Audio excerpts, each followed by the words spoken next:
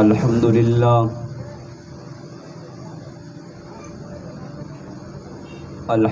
لله نحمده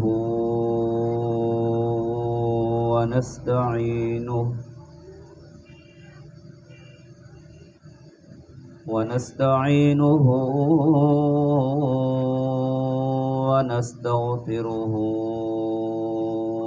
ونؤمن به ونتوكل عليه ونعوذ بالله من شرور أنفسنا ومن سيئات أعمالنا من يهده الله فلا مضل له ومن يضلله فلا هادي له وأشهد أن لا إله إلا الله وحده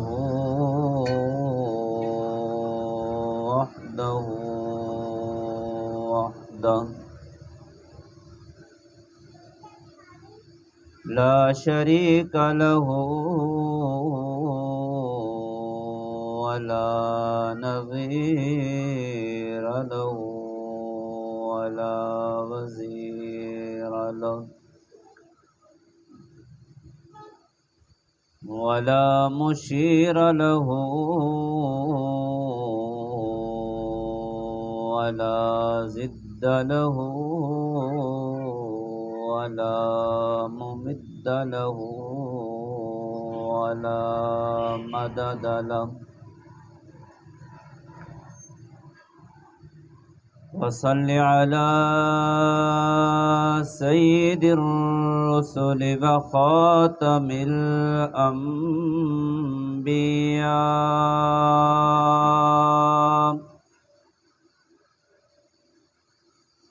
وعلى آله وأصحابه وذرياته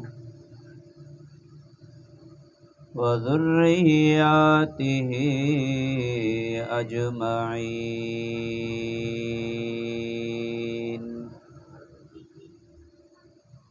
ومن تبعهم بإحسان إلى يوم الدين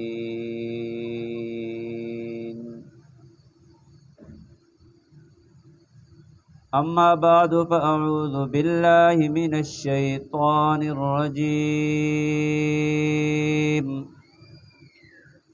بسم الله الرحمن الرحيم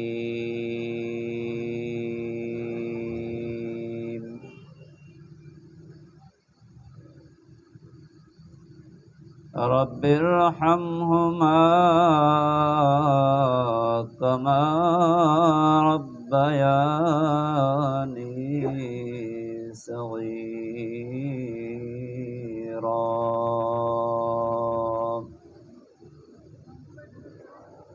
وقال تعالى في مقام آخر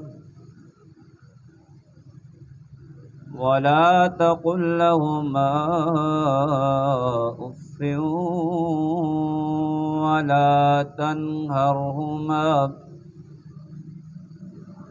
ولا تنهرهما وقل لهما قولا كريما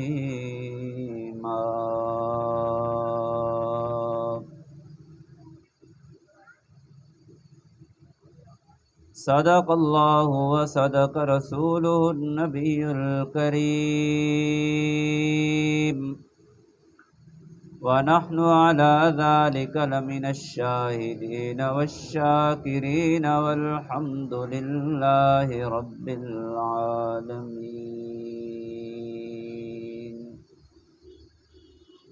تمام حضرات عقیدت اور محبت کے ساتھ نماز والا درود پاک پڑھنا.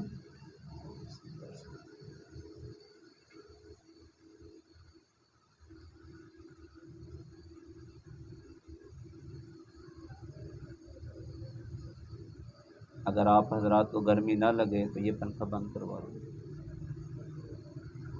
بند کروا دو اس کو۔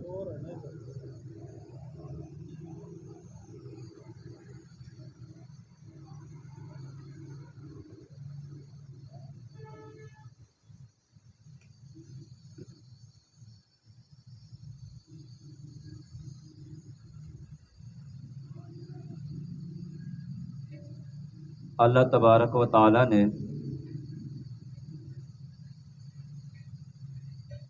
دنیا کے اندر ایک نظام بنایا، اور یہ نظام اللہ تعالی نے اس کو تقویت دی ہے رشتوں کی صورت میں۔ پھر اللہ تبارک و تعالی نے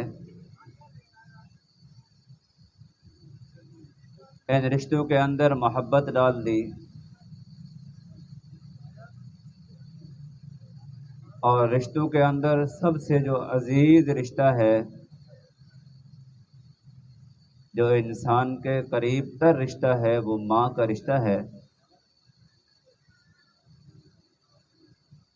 اللہ تبارک و تعالی نے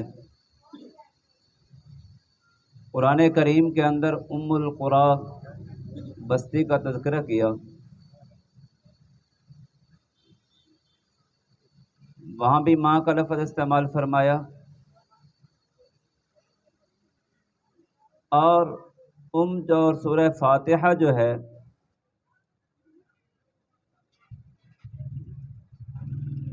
اس کو ام القرآن بھی کہا جاتا ہے۔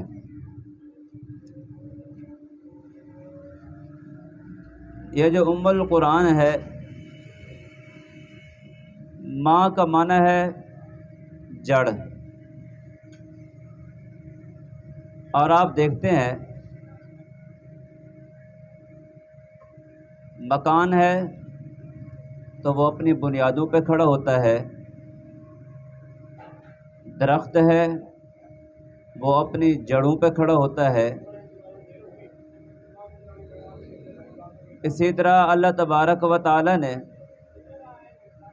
قرآن کریم کے اندر پورے قرآن پاک کا خلاصہ سورہ فاتحہ کے اندر بیان فرما دیا، اس لیے اس سورت کو جہاں سورہ فاتحہ کہا جاتا ہے وہیں پر اس کا نام ام القرآن بھی ہے۔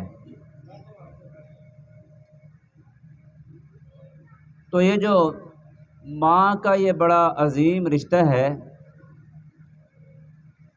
اللہ تبارک و تعالی نے اپنی محبت کا اظہار کیا انسانوں کے ساتھ۔ آپ کو پتہ ہے آدمی جب بھی کوئی چیز بناتا ہے تو اس کو اپنی بنائی ہوئی چیز سے پیار ہوتا ہے۔ کوئی بھی آپ کام دیکھ لیں، آدمی کام کرتا ہے اس کو اپنے ہاتھوں سے نہیں توڑتا، اگر وہ چیز اس نے بنائی ہے اس کے سامنے توڑی جائے تو اس کو تکلیف ہوتی ہے، بھئی اس کے اوپر میری محنت ہوئی ہے۔ وجہ کیا ہے؟ اس نے چونکہ اس کے ساتھ محنت کی ہے، محنت کی وجہ سے اس چیز کی محبت اس کے دل کے اندر آ گئی ہے۔ تو اللہ تبارک و تعالی اللہ خالق کل شیء، جو کہ ہر چیز کے خالق ہے، تو جب اللہ خالق ہے اور اللہ تبارک و تعالی نے انسان کو پیدا کیا ہے، تو اللہ تبارک و تعالی بھی انسان سے محبت کرتے ہیں۔ اب اللہ کتنا محبت کرتے ہیں؟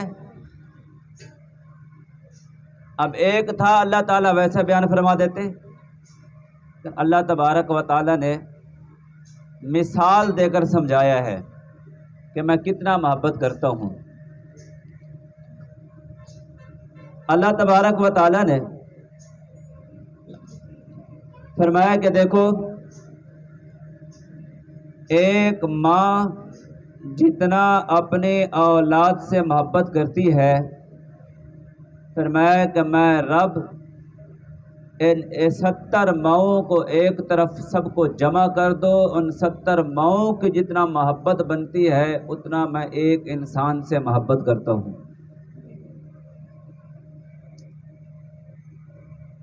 اب اللہ تبارک و تعالیٰ نے اپنی یہ رحمت والی مثال سمجھانے کے لیے نہ اللہ نے ستاروں کی جگمگاہٹ کی مثال دی، نہ اللہ نے چاند کی چاندنی کی مثال دی، نہ ہی اللہ نے سورج کی روشنی کی مثال دی، اور نہ ہی اللہ تبارک و تعالی نے کسی اور چیز کی مثال دی، بلکہ اللہ نے مثال دی تو ماں کی دی، اس لیے دی کہ تجھے اندازہ چل جائے، تجھے پتہ چل جائے یہ ماں میرے لیے اللہ کا کتنا عظیم تحفہ ہے، تاکہ میں اپنے ماں باپ کی فرما برداری کروں، کبھی نافرمانی نہ کروں۔ اب آپ دیکھیں یہ جو ماں ہے، یہ لفظ ایسا ہے کہ جو بھی آئے گا کتب ہوگا، ابدال ہوگا، اپنی جگہ پہ ہوگا، لیکن جیسے گھر کے اندر آئے گا وہ بھی ماں کہہ کر پکارے گا۔ کتب ابدال اپنی جگہ پہ، کوئی صحابی بھی آئے گا تو وہ بھی ماں پکارے گا، حتیٰ کہ اللہ کا نبی بھی گھر میں آئے گا تو وہ بھی اپنی ماں کو ماں پکارے گا۔ اس لیے اللہ تبارک و تعالی نے اپنے رحمت کو مثال دی ماں کے ساتھ، اور فرمایا کہ یہ ایک ہی ماں ہے جو اپنی اولاد کے ساتھ اتنا محبت کر رہی ہے، اگر اس کا بچہ بیمار ہے، نیند نہیں آ رہی، ماں کو نیند آنے کے باوجود، نیند کا تقاضا ہونے کے باوجود، تھکاوٹ ہونے کے باوجود بیٹھی رہے گی، گرتی رہے گی، پھر اٹھ جائے گی، وہیں پر بیٹھے بیٹھے نیند بھی آ رہی ہوگی لیکن پھر بھی نہیں سوئے گی۔ کیوں؟ اس لیے کہ میرا بیٹا جو راحت میں نہیں ہے تو میں ماں کیسے سوؤں؟ جب تک بیٹا راحت میں، بیٹی راحت میں، سکون میں نہیں آئیں گی تو یہ ماں تب تک نہیں سوئے گی۔ جب یہ ماں اپنی اس اولاد سے اتنا محبت کر رہی ہے تو وہ رب، جو رب غفور الرحیم ہے، جو رب فرما رہا ہے کہ میں 70 ماؤں سے بھی زیادہ تم سے محبت کرنے والا ہوں، آپ اندازہ لگائیں وہ رب کتنا ہم سے محبت کرتا ہوگا۔ الہ العالمین فرماتے ہیں اگر تو نے میری محبت دیکھنی ہے، عقیدت دیکھنی ہے کہ کتنا میں تجھ سے محبت کرتا ہوں، کتنا میں تجھ سے پیار کرتا ہوں، الہ العالمین فرماتے ہیں پھر تو میرے گھر کے اندر آ جا۔ میرے گھر کے اندر نہیں آ سکتا، دامن پھیلا کر میرے سے مانگنا شروع کر دے۔ جیسے ہی تو میرے سے مانگنا شروع کرے گا، تیرے مانگنے کے اندر دیر ہوگی لیکن میرے دینے کے اندر دیر نہیں ہوگی۔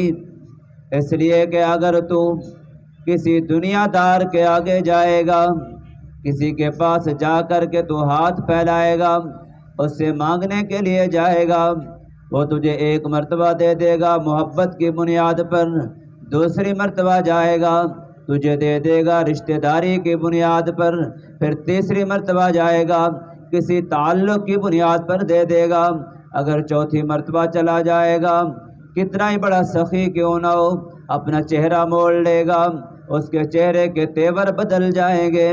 کیوں؟ اس لیے کہ وہ تیرے سے تنگ آ چکا ہوگا۔ اللہ فرماتے ہیں وہ کیوں تنگ ہو رہا ہے؟ اس لیے تنگ ہو رہا ہے کہ اس کی صفت رازق نہیں ہے، وہ رزاق نہیں ہے۔ اس لیے اللہ فرماتے ہیں کہ چونکہ تو میرا بندہ ہے، میں نے تجھے پیدا کیا اور میں تو اس سے محبت کرتا ہوں، اس لیے جب بھی تجھے مانگنا ہو تو میرے دروازے پہ آ جا، ایک بار نہیں، 2 بار نہیں، 3 بار نہیں، فرمایا کہ تو جتنی مرتبہ آتا چلا جائے گا مجھے اتنا زیادہ خوشی ملتی چلی جائے گی۔ کیوں؟ اس لیے اللہ فرماتے ہیں دنیا کے اندر جتنے تجھے رزق کے فراوانیاں نظر آ رہی ہیں، ظاہری طور پر جتنے اسباب نظر آ رہے ہیں، اللہ فرماتے ہیں ان سب رزقوں کو بھیجنے والا میں ہوں، ان سارے رزقوں کو پیدا کرنے والا میں ہوں، ان سارے رزقوں کے اسباب پیدا کرنے والا میں ہوں۔ اس لیے اللہ تبارک و تعالیٰ فرماتے ہیں ان اللہ هو الرزاق ذو القوة المتین۔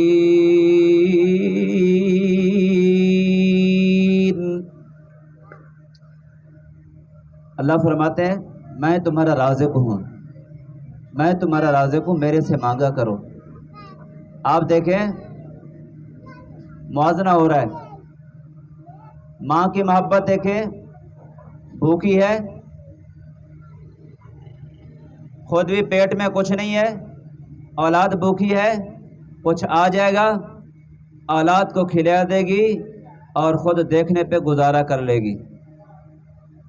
ام المومنین امی عائشہ رضی اللہ تعالیٰ عنہ فرماتی ہے ایک مرتبہ ایک عورت آئی، کھانے کے لیے کوئی چیز طلب کی، فرماتے میرے پاس کھانے کے لیے کچھ نہیں تھا، کھجوریں تھیں میں نے دے دی، ایک بچے کو دے دی، ایک اس کی ماں کو دے دی۔ اب بچے نے کھا لی، ماں بچا کے بیٹھی ہوئی ہے، اب دیکھ بھی رہی ہے، طلب بھی ہے اور طبیعت کا تقاضا بھی ہے، بھوک بھی ہے، لیکن جب بچے نے وہ کھجور کھا لی، اب بچے نے ماں کی طرف دیکھا تو ماں نے وہ اپنی کھجور بچے کو دے دی، بچے نے کھائی، ماں چلی گئی بچے کو لے کر کے۔ امی عائشہ رضی اللہ تعالیٰ عنہ نے یہ منظر حضور کے سامنے جب بیان کیا تو حضور پاک صلی اللہ علیہ وسلم نے فرمایا ہاں عائشہ یہی محبت ہی تو ہے جس کی وجہ سے یہ سب کچھ اپنی اولاد پر قربان کر دیتی ہے۔ اس لیے تو حضور نے فرمایا کہ عائشہ اللہ اگر کوئی آدمی جنت چاہتا ہے، جنت کے طلب کے اندر ہے، تو مخلوق کے اندر جہاں رب کے حقوق ہیں وہ اپنی جگہ پہ ادا کرے گا، جہاں رب کے بعد مخلوق کے حقوق کی باری آتی ہے فرمایا کہ سب سے پہلا حق اس کے اوپر اس کی ماں کا ہے۔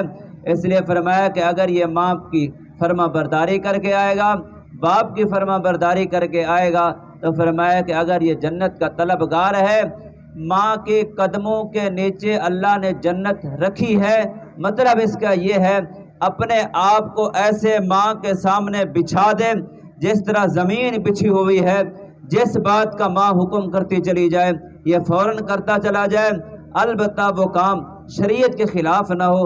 اگر شریعت کے خلاف ہے تو حکمت کے ساتھ وہاں پر بھی اپنی ماں کی نافرمانی تو ہوگی، لیکن یہ ایسی نافرمانی نہیں ہے جس کے اوپر پکڑ ہوگی، لیکن وہاں بھی بے ادبی نہیں کرنی، ادب کو ملحوظ خاطر رکھتے ہوئے ادب کے ساتھ ماں کو سمجھائے، ماں کو بتائے یہ کام شریعت کے خلاف ہے، شریعت کے خلاف تو کام نہیں کرنا، البتہ شریعت کے موافق جو بھی ماں کام بتاتی چلی جائے یہ ایسے ماں کے آگے یعنی جس طرح زمین لیٹی ہوئی ہے، زمین بچھی ہوئی ہے، اس کے اوپر جس وقت جہاں اس کا دل چاہتا ہے یہ قدم رکھتا ہوا چلا جاتا ہے، تو فرمایا کہ ماں کے آگے بھی اس طرح جھک جا جیسے ماں اپنی زبان سے کوئی جملہ بولے، اگر وہ شریعت کے مطابق ہے فوراً اس کے اوپر عمل پیرا ہو جا، تو فرمایا کہ جب تیرا یہ انداز ہوگا تو دنیا سے جائے گا وہاں جنت تیرا انتظار کر رہی ہوگی۔ آپ حضرات کو سمجھ آ رہی ہے؟ آپ بولنے کا ثبوت نہیں دے رہے، میرے خیال میں آپ کوشش کر رہے ہوں گے کہ ابھی نہ بولیں، جہاں جمعہ پڑھنے جائیں گے وہاں سبحان اللہ زیادہ کہیں گے۔ ہاں اس لیے زیادہ سبحان اللہ نہیں کہنے چاہیے، ثواب ملتا ہے، تو سبحان اللہ کہنی چاہیے، مجھے بھی پتہ چلے کہ آپ کو کوئی بات سمجھ آ رہی ہے۔ تو ماں جو ہے اللہ تبارک و تعالیٰ نے ماں کے قدموں کے نیچے جنت رکھی ہے، البتہ ایک جو زیادتی کی جاتی ہے وہ یہ ہے، بعض دفعہ ایسے ہوتا ہے ماں کی فرما برداری ہو رہی ہے، اس کے ضمن میں باپ کی نافرمانی کرتے ہیں۔ بعض دفعہ اس طرح بھی ہوتا ہے، ایک اولاد ماں کی فرما بردار ہے، باپ کی نافرمانی میں چل پڑی، اور بعض دفعہ باپ کی فرما بردار ہے، ماں کی نافرمانی میں چل پڑی۔ یاد رکھے اگر کسی نے یہ رویہ اختیار کیا تو کبھی وہ کامیاب نہیں ہوگا۔ اسی لیے کہا جاتا ہے اگر میاں بیوی گھر کے اندر ہیں، یہ میرا جملہ یاد رکھنا، اگر میاں بیوی گھر کے اندر ہیں، گھر میں کوئی بات ہوتی ہے، لڑائی ہو جاتی ہے، اگر گھر کے اندر اولاد ہے تو لڑائی نہیں کرنی چاہیے۔ اسی طرح اگر اولاد کے نہ ہوتے ہوئے، اولاد گھر میں نہیں ہے، لڑائی ہو گئی ہے، تو جیسے ہی اولاد گھر کے اندر آئے، جیسے ہی اولاد گھر کے اندر آئے تو فوراً یہ لڑائی ختم ہو جانی چاہیے، آپس میں اسی طرح ہنستے ہوئے مسکراتے ہوئے ملنا چاہیے، اولاد کے کانوں تک اور اولاد کو پتہ تک بھی نہیں چلنا چاہیے کہ ہمارے ماں باپ لڑے ہیں۔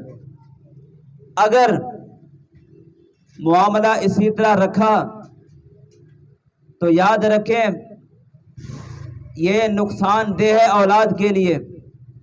ایک تو اس سے اولاد سبق لے گی، کل کو وہ بھی اسی طرح لڑائی جھگڑا کریں گے۔ دوسرے نمبر پہ یہی اولاد فطری طور پر کسی کے دل کے اندر ماں کی محبت زیادہ ہوتی ہے، کسی کے دل کے اندر باپ کی زیادہ ہوتی ہے، ہوتی ضرور ہے۔ اور ایک بات یہ بھی کہہ دو ضمناً، جتنا ماں باپ کو محبت ہوتی ہے اتنا اولاد کو محبت نہیں ہوتی، اگر کوئی چاہے بھی صحیح تب بھی نہیں ہوتی۔ کیوں نہیں ہوتی؟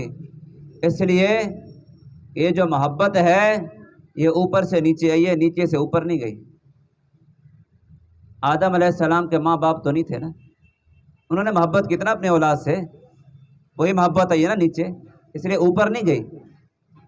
ہوتی ہے محبت لیکن جتنا ماں باپ کو اتنا اولاد کو نہیں ہوتی۔ تو اس لیے اگر یہ اپنی اولاد کے سامنے میاں بیوی جھگڑا کر رہے ہیں تو یہ اولاد جو ہے یا باپ کا ساتھ دے گی یا ماں کا دے گی، اور جس کا بھی ساتھ دے نقصان اولاد کا ہی ہے۔ باپ کا ساتھ دے رہی ہے، ماں کی نافرمانی ہو رہی ہے، تب بھی اس کا نقصان ہے۔ اسی طرح ماں کا ساتھ دے رہی ہے، باپ کی نافرمانی ہو رہی ہے، تب بھی اولاد کا نقصان ہے۔ اس لیے میں نے کہا اولاد کے سامنے کبھی جھگڑا نہیں کرنا چاہیے، یہیں سے اولاد اثر لیتی ہے، تربیت اولاد کی ماں کی گود سے ہو رہی ہوتی ہے۔ تو میں عرض کر رہا تھا کہ یہ ماں کا مقام بھی ہے، اور اولاد اور باپ جو ہے وہ بھی سارا دن مزدوریاں کر کر کے کن کے لیے کرتا ہے؟ اولاد کے لیے کرتا ہے۔ اس لیے ماں کا بہت بڑا مقام ہے، وہیں پر باپ کا بھی بہت بڑا مقام ہے۔ ماں کا بھی ادب کرنا چاہیے، باپ کا بھی ادب کرنا چاہیے، ماں کی بھی فرما برداری کرنی چاہیے، اسی طرح اولاد کی بھی فرما برداری، اسی طرح ماں کی بھی فرما برداری کرنی چاہیے۔ اور بات بات پہ اولاد کو ٹوکنا بھی نہیں چاہیے، بات بات پہ مارنا بھی نہیں چاہیے۔ ہاں خلاف شرع کام کر رہی ہے اس کو ٹوکیں، لیکن اس کو ادب کے ساتھ رہتے ہوئے۔ اگر آپ اپنی اولاد کو گالیوں کے ذریعے سے سمجھانے کی کوشش کریں گے، کل کو یہی اولاد گالیاں دینے کی عادی بن جائے گی، اور ایک وقت ایسا بھی آئے گا آپ کو بھی گالیاں دے گی، اور اس میں پھر پریشان نہیں ہونا، دیکھو جی ہماری اولاد ہمیں گالیاں دے رہی ہے، یہ وہی گالیاں ہیں جو تم نے اپنی اولاد کے سامنے اس کی ماں کو دی تھی یا اپنی اولاد کو دی تھی۔ انہوں نے آپ سے سبق لیا تھا، جو سبق ان کے ذہنوں کے اندر نقش ہو گیا تھا، اور آج وہی سبق وہ اپنا دہرا رہے ہیں۔ اس لیے اولاد کی تربیت کی بھی ضرورت ہے۔ اگر اولاد کی تربیت ہوگی پھر یہی اولاد ماں باپ کے مقام کو سمجھے گی۔ اگر آج آپ اولاد کو نہیں پڑھائیں گے، اولاد کو کسی چیز کا پتہ نہیں ہوگا، علم نہیں ہوگا، تو پھر ماں باپ کی عظمت کا بھی پتہ نہیں ہوگا۔ جب عظمت کا پتہ نہیں ہوگا، کیا فرما برداری ہے کیا نافرمانی ہے، جب ان چیز کا پتہ نہیں ہوگا، حقوق کا پتہ نہیں ہوگا، پھر وہ کس طرح فرما بردار بنے گی؟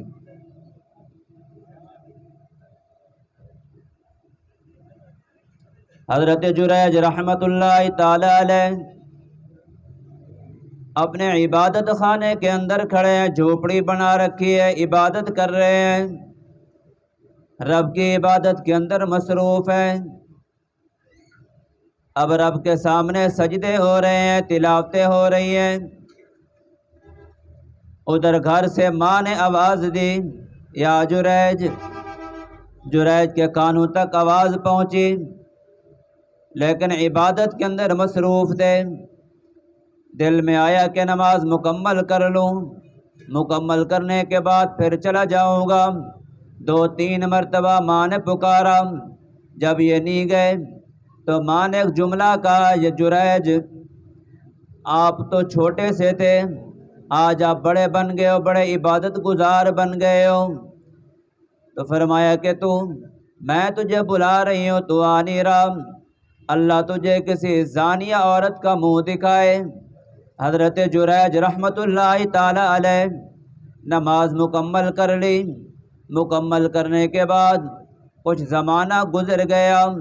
زمانہ گزرنے کے ساتھ ساتھ ایک مرتبہ اسی جھونپڑے کے اندر کھڑے ہیں، عبادت کر رہے ہیں، عبادت کے اندر مصروف ہیں۔ اب عبادت ہو رہی ہے، وہیں ایک عورت گزری، کسی چرواہے نے اس کے ساتھ بدفعلی کر لی، ایک بچہ پیدا ہو گیا۔ اب اس عورت نے الزام لگا دیا حضرت جریج رحمۃ اللہ تعالی علیہ کے اوپر۔ اور آپ کو پتہ ہے جہاں کوئی اس طرح کی بات ہے، جھوٹ کی طرف عوام کم جاتی ہے، سچ کی طرف عوام کم جاتی ہے۔ جہاں جھوٹ ہو وہاں بھاگ پڑتے ہیں، تحقیق نہیں کرتے، اور وہاں سارے حاجی نمازی بنے کھڑے ہوتے ہیں۔ تو وہاں اب یہ سارے گئے دوڑتے ہوئے، جا کر کہتے جریج کے جو عبادت خانہ تھا، جھونپڑی تھی، جلا دیا، مار پیٹ شروع کر دی، بہت مارا پیٹا کہ آپ نے اتنا بڑا جرم کر لیا۔ حضرت جریج پریشان، کیا میرے سے غلطی ہو گئی؟ کہنے لگے یہ دیکھو، یہ عورت کہہ رہی ہے بچہ آپ کا ہے، ہم تو آپ کو بڑے اللہ کا ولی سمجھتے تھے، یہ اتنا بڑا کام کر کے دکھا دیا آپ نے۔ تو حضرت جریج رحمۃ اللہ تعالی علیہ کہنے لگے ایک منٹ ٹھہرو، اس بچے سے پوچھ لیتے ہیں۔ اب وہ کہنے لگے یہ بچے کے، اچھا ایک آپ نے یہ جرم کیا ہے، دوسرا یہ آپ ہمارے سے مذاق کرتے ہو، یہ بچہ بتائے گا۔ کہنے لگے پوچھو تو صحیح۔ حضرت جریج نے اس بچے کے پاس گئے، پوچھا آپ کا باپ کون ہے، جریج ہے یا کوئی اور ہے؟ اس بچے کو اللہ نے قوت گویائی دی، اس بچے نے کہا میرا باپ چرواہا ہے۔ پھر حضرت جریج رحمۃ اللہ تعالی علیہ نے وہیں پر بیٹھے ہوئے اللہ کا شکر بھی ادا کیا اور لوگوں کو بتایا بھی، فرمایا کہ میری ماں نے مجھے یہ بد دعا دی تھی، شکر ہے اس سے آگے بڑھ کر کے نہیں بد دعا دی تھی، صرف اتنا کہا تھا کہ تو بدکارہ کا منہ دیکھے۔ اگر مجھے ماں بد دعا دیتی کہ بدکاری میں پڑ جائے تو فرمایا کہ شاید میں اس میں پڑ جاتا۔ میری ماں نے مجھے چھوٹی بد دعا دی تھی، اور فرمانے لگے کہ ماں کی نافرمانی سے بچنا چاہیے، یہ نافرمانی کی وجہ ہی سے مجھے یہ مار بھی پڑی ہے اور میرا عبادت خانہ بھی جل گیا ہے، یہ صرف اور صرف اسی وجہ سے ہے کہ میں نے اپنی ماں کی نافرمانی کی تھی۔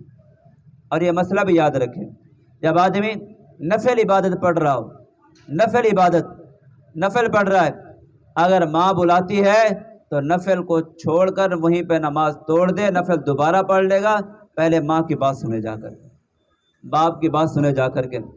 ہاں اگر فرض پڑھ رہا ہے پھر نہیں، واجب پڑھ رہا ہے پھر نہیں، نفل کے اندر ہے۔ تو بھائی یہ جو ماں باپ ہیں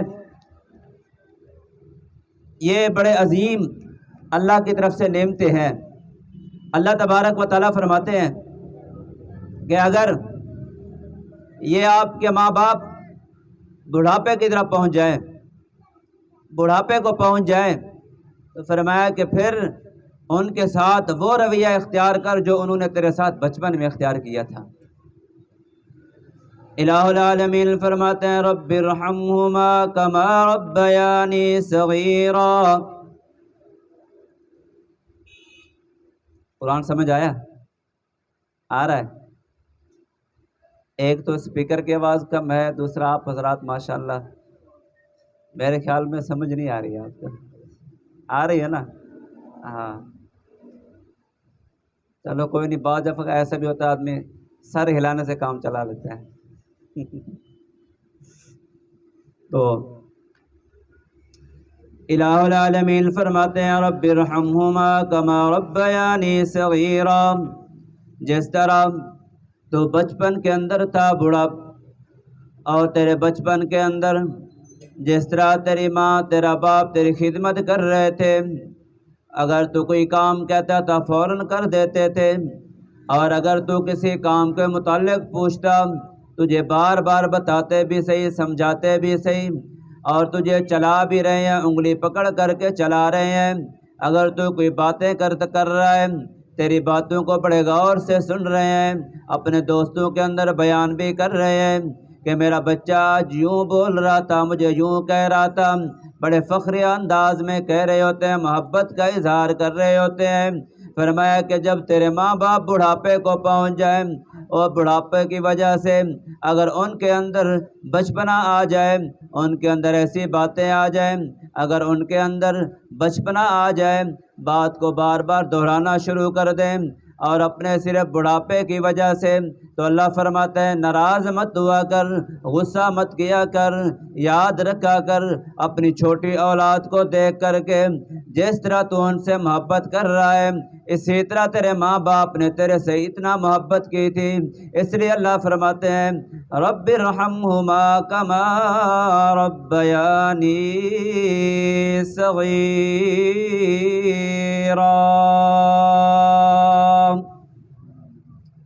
تو اللہ فرماتے ہیں جس طرح تیرے ماں باپ نے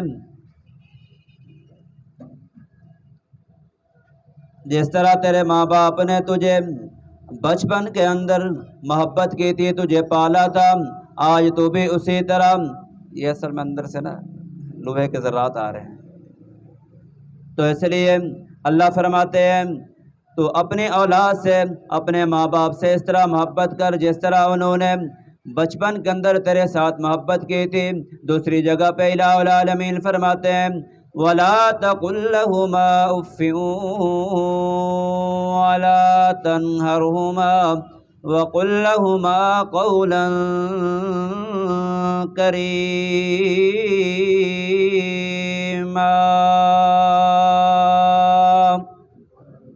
اللہ فرماتے ہیں ماں باپ بڑھاپے کو پہنچ گئے، اگر تجھے ان کی کوئی بات اچھی نہیں لگتی تو فرمایا کہ ماں باپ کو اف تک نہ کہا کر، ماں باپ کو اف تک نہ کہا کر، گالیاں نہ دیا کر، فرمایا کہ ماں باپ کے آگے جھک جایا کر، ان کا ادب کیا کر، احترام کیا کر، کیوں؟ اس لیے کہ ان کی خدمت کرے گا تجھے جنت ملے گی۔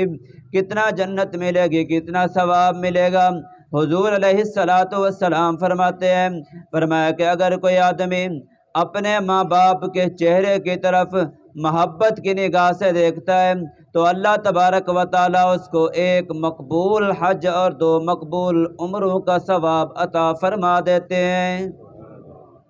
صحابی نے پھر عرض کرنے لگے اللہ کے نبی، اگر ایک آدمی بار بار ماں باپ کے چہرے کی طرف دیکھ رہا ہے، حضور نے فرمایا کہ میرے صحابیوں کیا اللہ کے خزانے میں کوئی کمی آ گئی ہے؟ فرمایا کہ یاد رکھو اللہ کے خزانوں کے اندر کوئی کمی نہیں ہے۔ فرمایا کہ اگر 100 بار دیکھو گے تب بھی اتنا اللہ ثواب عطا فرمائیں گے، 1,00,000 بار دیکھو گے تب بھی اللہ اس کے بقدر ثواب ضرور عطا فرمائیں گے۔ اس لیے اگر ماں باپ بیمار بھی ہیں، بستر پر بھی لیٹے ہوئے ہیں، تب بھی غنیمت سمجھو، یہ نعمت ہے، جتنا دیکھ سکتے ہو دیکھ لو، خدمت کر سکتے ہو کر لو، ورنہ کل کو پچھتاؤ گے۔ ایک مرتبہ ایک صاحب میرے پاس آئے، ان کے والد بیمار تھے، تو کہنے لگا جی دعا کریں ان کے لیے، آپ کو پتہ تو ہے بیمار ہیں۔ انداز ان کا اس طرح کا تھا، یعنی اس طرح دعا کریں کہ چلے ہی جائیں۔ اب میں پریشان ہو کر کے دیکھنے لگ گیا۔ میں نے کہا اللہ کے بندے، لوگ کہتے ہیں کہ ہمارے باپ باپ رہیں اور آپ کہہ رہے ہیں کہ چلے جائیں۔ کہنے لگا جی بس وہ آپ کو پتہ ہے پھر ہم ساری رات جاگتے ہیں، عبادت نہیں ہو سکتی، پریشانی ہوتی ہے۔ میں نے کہا یہ بات یاد رکھو، اگر اس نظریے کے ساتھ آپ یہ کام کروا رہے ہو، یہ ہے تو یہ بد دعا میں نے تو کرنی کوئی نہیں ہے۔ باقی یہ جو آپ کا جذبہ ہے، اگر اس جذبے کے ساتھ آپ جو ہمارے باپ جو ہے چلا جائے، ہم عبادت کریں گے، یاد رکھنا کبھی آپ عبادت نہیں کر سکتے۔ اور وہ بندہ آج بھی ہے، باپ تو دنیا سے چلا گیا جب وقت آ گیا، لیکن آج بھی اس کو توفیق نہیں ملتی نماز کی، بلکہ ایک دو مرتبہ مجھے ملا ہے، ملتا رہتا ہے، میں نے ایک دو مرتبہ کہا بھی ہے۔ اس وقت آپ کے جذبات کیا تھے جب بد دعائیں کروانے کے لیے آپ آئے ہوئے تھے؟ اب تو باپ نہیں ہے دنیا میں، اب کیا پریشانی ہے؟ نمازیں تو اب بھی چھوڑی جا رہے ہو۔ یہ کیا ہوتا ہے؟ یہ صرف اپنی راحت ہوتی ہے، اور ماں باپ کی جب عظمت نہ ہو نا دل کے اندر، پھر یہی ہوتا ہے۔ اس لیے تو اللہ تبارک و تعالیٰ نے فرمایا ہے کہ وَلَا تَقُلْ لَهُمَا اف، اف تک نہ کہو۔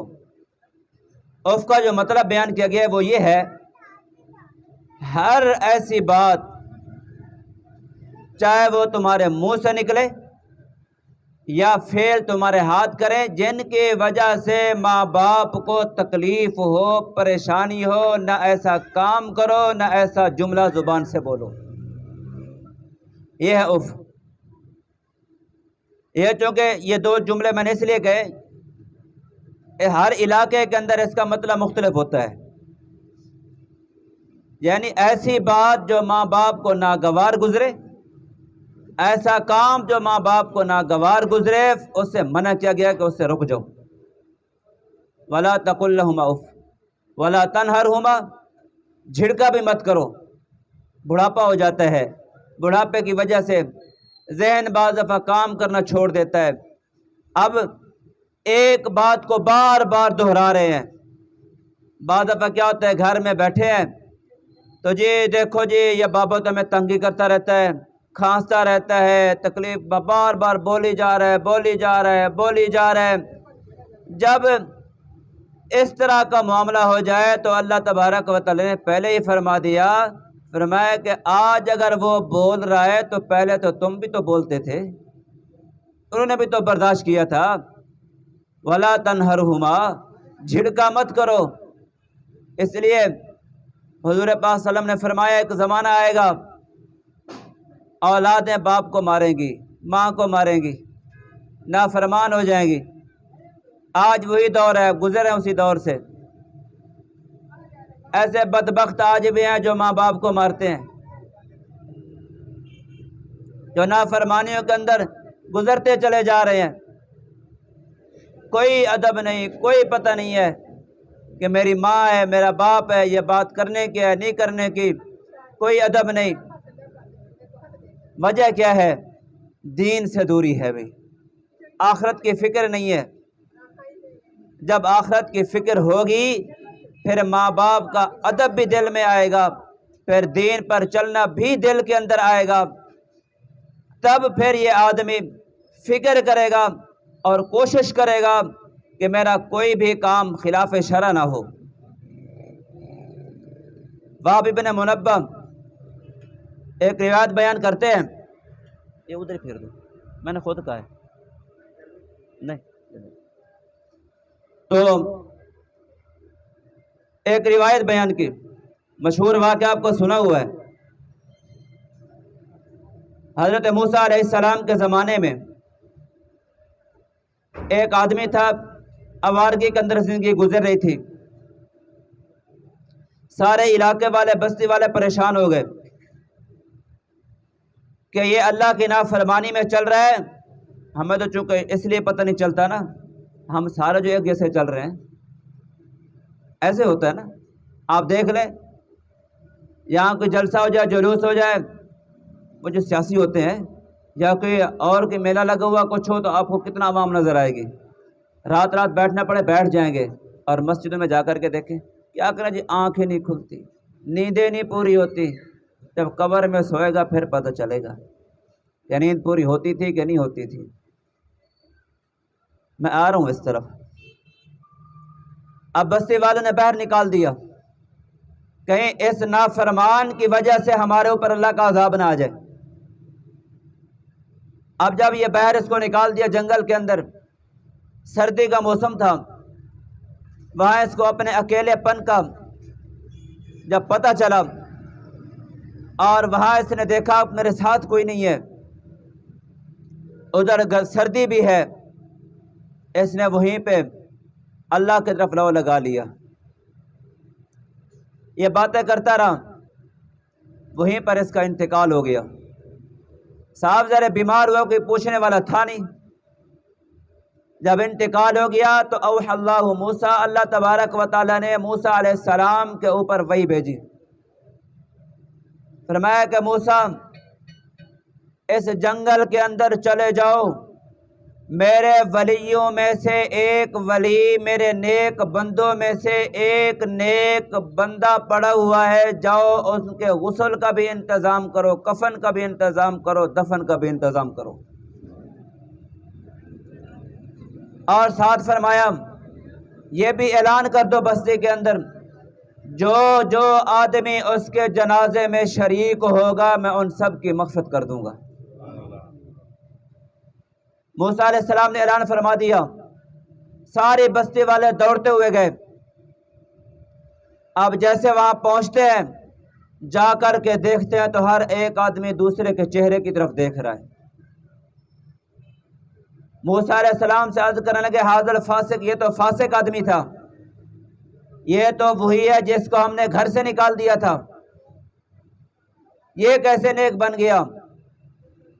موسیٰ علیہ السلام نے اللہ کی بارگاہ میں عرض کی. اللہ تبارک و تعالی نے دوبارہ وحی بھیجی. فرمایا کہ موسیٰ اس میرے بندے نے میرے سے صلح کر لی تھی. جب یہ یہاں پہ آیا، یہاں پہ اس نے دیکھا کہ کوئی بھی نہیں تھا، اس نے میری دربار میں عرض کیا، مجھے پکارنا شروع کر دیا. یہ کہنے لگا اللہ اگر میرے عذاب دینے سے آپ کی بادشاہت بڑھ جاتی اور اسی طرح اگر مجھے عذاب نہ دینے سے آپ کی بادشاہت میں کمی آ جاتی تو پھر میں کبھی آپ سے مغفرت کا سوال نہ کرتا.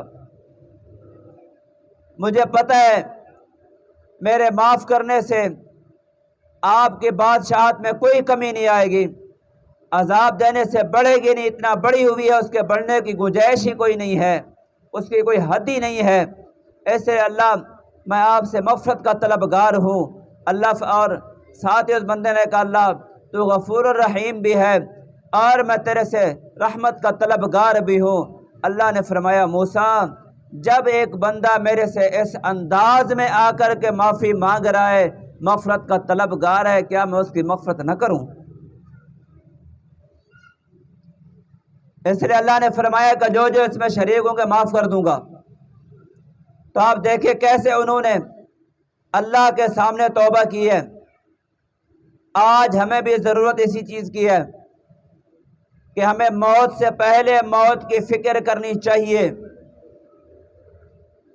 اور اگر موت کی فکر نہ کی تو یاد رکھے پھر وہاں پچھتانا پڑے گا. حضور پاک صلی اللہ علیہ وسلم نے فرمایا کہ جب آدمی فرمایا کہ دنیا سے جاتا ہے، فرمایا کہ 3 چیزیں اس کے ساتھ ہوتی ہیں، چھوڑ کے جاتا ہے. 3 چیزیں چلی جاتی ہیں. ایک اس کا مال ہے جو اس نے چھوڑا ہے، دوسری چیز فرمایا کہ دوسری چیز اس کے عزیز و اقارب ہیں، اہل و عیال ہیں، اور تیسری چیز اس کے اعمال ہیں. جو پہلی چیز تھی مال، ادھر سے اسرائیل نے روح نکالی، ادھر سے اس کا مال کے ساتھ تعلق ختم ہو گیا. پہلے یہ مال اس کی ملکیت تھا، اب یہ مال ورثاء کی ملکیت ہو گیا، یہیں پہ مال کی چھٹی ہو گئی۔ دوسری چیز، عزیز و اقارب تھے، رشتہ دار تھے، اور اس کی اولاد تھی، یہ اولاد قبر تک ساتھ جائے گی، وہاں دفنا کے آئے گی، غسل دے گی، کفن دے گی، جنازہ پڑھائے گی، اور قبرستان میں جا کر کے لٹا کر کے یہ بھی واپس آ جائے گی۔ حتیٰ کہ ماں کتنا محبت کرتی ہے اولاد سے۔ ماں، ایک جگہ پہ ایک عورت کا نوجوان بیٹا فوت ہوا، تو ماں تھی، کہنے لگی میں اپنے بیٹے کو دیکھنا چاہتی ہوں، کیسے تم جا کر کے سلاتے ہو قبر میں۔ خواہش تھی، لے کر گئے، نوجوان بیٹا تھا۔ اب وہ گئی تو جب دیکھا، کہنے لگے اچھا میرے بیٹے کو ایسے زمین پر لٹا دو گے؟ یہاں میرا بیٹا کیسے لیٹے گا؟ یہ مسئلہ نہیں میں بتا رہا، ماں کی محبت کی بات کر رہا ہوں۔ اس نے کپاس منگوائی، روئی منگوائی، رضائی منگوائی، وہ نیچے ڈلوا دی۔ یہ کہ میں کہہ رہا ہوں، مسئلے کی بات نہیں کر رہا، ماں کی محبت بتا رہا ہوں۔ اس نے کہا میرے بیٹے کو اس کے اوپر سلاؤ، میرا بیٹا نرم جگہ پہ سوئے۔ لیکن ماں کی محبت تھی، وہ بھی وہاں پہ جواب دے گئی۔ ماں بھی ساتھ نہیں سوئی، سوئی ماں بھی نہیں ہے، وہ بھی واپس آ گئی۔ اس لیے میں نے کہا کسی نے ساتھ نہیں جانا، سب نے ساتھ چھوڑ دینا ہے۔ اب یہ اکیلا تنہا قبر کے اندر پڑا ہوا ہے، وہاں پھر پتہ چلے گا کہ دنیا کے اندر کیا کچھ کر کے آیا ہے۔ یہ قبر سنواری تھی یا نہیں سنواری تھی؟ حضور پاک صلی اللہ علیہ وسلم نے فرمایا اب وہاں پر اس کے کام اگر کوئی چیز آئے گی تو فرمایا کہ اس کے نیک اعمال اس کے کام آئیں گے۔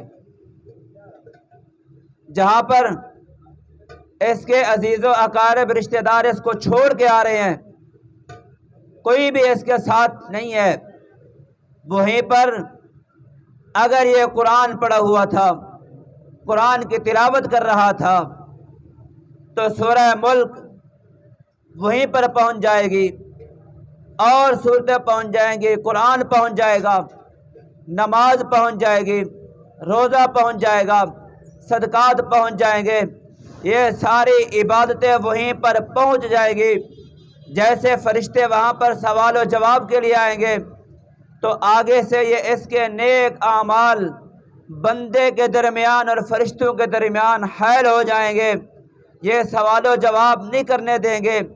پھر یہ فرشتے اللہ کے پاس جائیں گے، اللہ تبارک و تعالی جاننے کے باوجود فرشتوں سے فرمائیں گے، پوچھیں گے کیا کرنے کے لیے آئے ہو؟ یہ آگے سے فرشتے عرض کریں گے منکر نکیر کہ اللہ ہم فلاں بندے کے ساتھ فلاں بندی کے پاس ہم گئے تھے سوال و جواب کرنے کے لیے، وہاں پر تو یہ نیک اس کے جو اعمال ہیں یہ آگے کھڑے ہو گئے، سوال و جواب نہیں کرنے دیا۔ اللہ تبارک و تعالیٰ فرمائیں گے ان کو میرے سامنے پیش کرو۔ سورہ ملک کو اللہ کے سامنے پیش کیا جائے گا۔ سورہ ملک کہے گی کہ اللہ کیا میں تیرا کلام ہوں یا نہیں ہوں؟ تو نے مجھے پاک محمد عربی کے اوپر اتارا تھا یا نہیں اتارا تھا؟ اللہ فرمائیں گے میں نے ضرور اتارا تھا، تو میرا کلام تھی۔ تو یہ سورہ ملک اللہ کے سامنے عرض کرے گی کہ اللہ یہ وہ نیک بندہ تھا، یہ وہ نیک بندی تھی جو سونے سے پہلے میرے ساتھ انہوں نے دوستی لگا لی تھی، یہ تلاوت کر لیا کرتے تھے، مجھے پڑھ لیا کرتے تھے۔ پاک پیغمبر نے فرمایا کہ جیسے یہ سورہ ملک اللہ کے سامنے سفارش کرے گی تو اللہ تبارک و تعالی فرشتوں سے فرمائیں گے جس کے حق میں اور جس کا سفارشی میرا پاک کلام بن کر کے آ گیا ہے، اللہ فرمائیں گے اس سے سوال جواب نہ کرو، فرمایا کہ میں نے اس کے لیے جنت کا فیصلہ فرما دیا ہے۔ آج اس کے کام وہی اعمال آ رہے ہیں جن کے اندر یہ کوتاہی کرتا تھا۔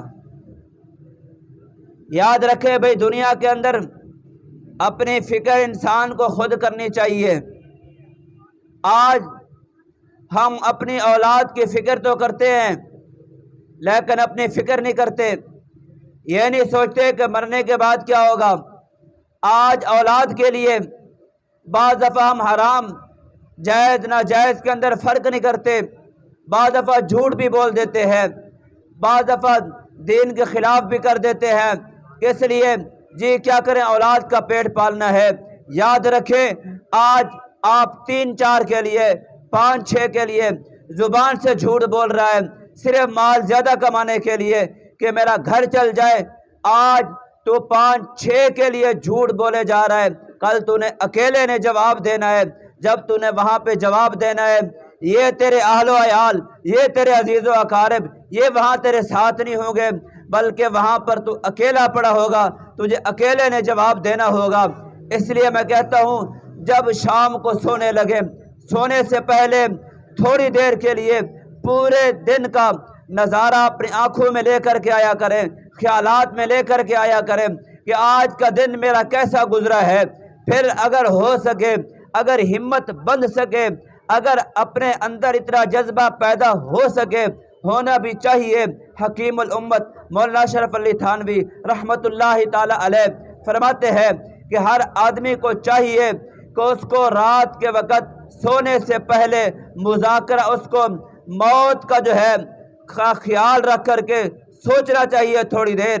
جب یہ تھوڑی دیر کے لیے سوچے گا کہ اب میرے اوپر موت کا فرشتہ آ چکا ہے، پھر موت کے بعد قبر کے اندر پہنچ چکا ہوں، وہاں حساب و جواب شروع ہے، پھر یہ دیکھیں کہ میری زندگی کیسے گزری ہے، کیا یہ دن ایسا ہے کہ میں وہاں جواب دے سکوں گا۔ اگر تو اس طرح کا ہے پھر اللہ کا شکر ادا کرے، اگر اس طرح نہیں ہے پھر فوراً توبہ بھی کرے، اور دن کے اندر جتنی کوتاہیاں ہوئی ہیں دوسرے دن ان کوتاہیوں کا ازالہ کرے۔ اس طرح جب یہ زندگی گزارے گا پھر یہ قبر میں بھی جائے گا تو یہ قبر اس کے لیے استقبال کے لیے کھڑی ہوگی، قبر اس کے لیے روشن ہو جائے گی، طریق نہیں ہوگی۔ یہ تنگ قبر جو ہمیں نظر آتی ہے، حضور نے فرمایا جیسے اس کو قبر میں رکھا جائے گا تو فرمایا کہ یہ قبر اس کے لیے تا حد وسیع، تا نظر وسیع ہوتی چلی جائے گی، جہاں جہاں نظر پڑے گی وہیں وہیں اس کی قبر وسیع ہوتی چلی جائے گی، اور جنت سے اس کے لیے دروازے کھل جائیں گے۔ وَلَكُمْ فِيهَا مَا تَشْتَهِي أَنفُسُكُمْ، اللہ فرماتے ہیں جہاں تو جو کچھ چاہے گا تجھے ملے گا۔ کیوں؟ اس لیے کہ دنیا کے اندر تو میرا فرما بردار تھا، آج تو میرے پاس آ گیا ہے نزلا من غفور الرحیم، آج تو مہمان ہے۔ اللہ فرماتے ہیں میں تیرا میزبان ہوں، دنیا کے اندر تیری پیشانی چونکہ میرے آگے جھکتی رہی تھی، آج جو بھی چیز تو چاہے گا تجھے اٹھنا نہیں پڑے گا، تجھے دائیں بائیں جانا نہیں پڑے گا، بلکہ فرمایا کہ تیرے دل کے اندر جس چیز کے کھانے کی چاہت آئے گی تو چاہے گا کہ یہ چیز کھاؤں۔ اللہ فرماتے ہیں کل پہلے دنیا کے اندر تو میرے آگے جھکتا رہا، آج میری ساری نعمتیں تیرے آگے جھکتی رہیں گی۔ تو بھائی یہ اسی وقت ہوگا جب ہماری یہ زندگی شریعت کے مطابق گزرے گی۔ اگر دین سے ہم ہٹ گئے تو یاد رکھیں پھر بہت پریشانی ہی پریشانی ہوگی۔ اس پریشانی کا ایک ہی حل ہے کہ ہم اپنی 24 گھنٹے کی زندگی شریعت کے مطابق گزاریں۔ جب شریعت کے مطابق گزاریں گے تو انشاءاللہ ماں باپ بھی راضی ہوں گے، ماں باپ کی فرما برداری بھی ہوگی، رب کی فرما برداری بھی ہوگی، اور مخلوق بھی راضی ہوگی۔ انشاءاللہ دنیا سے جائیں گے تو قبر پر ہمارا استقبال بھی کرے گی، اور وہاں پر پھر انشاءاللہ پریشانی بھی نہیں ہوگی۔ اللہ تبارک و تعالی عمل کرنے کی توفیق عطا فرمائے۔ وآخر دعوانا ان الحمد للہ رب العالمین۔